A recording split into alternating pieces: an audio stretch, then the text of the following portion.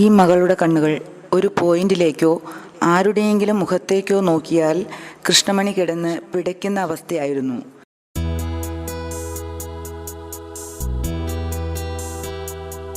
രോഗശാന്തിക്കായി സുവിശേഷകൻ ഷിബു ഏലായിലിൻ്റെ അടുക്കൽ വന്നു.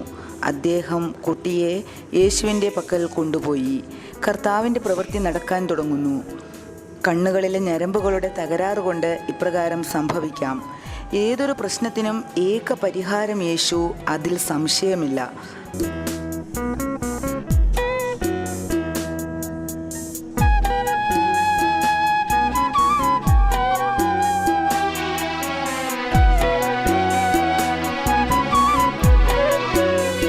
പ്രാർത്ഥന കഴിഞ്ഞപ്പോൾ 5 സെക്കൻഡിലൊരിക്കൽ ചെറിയ രീതിയിൽ വെട്ടുന്ന കണക്കായി.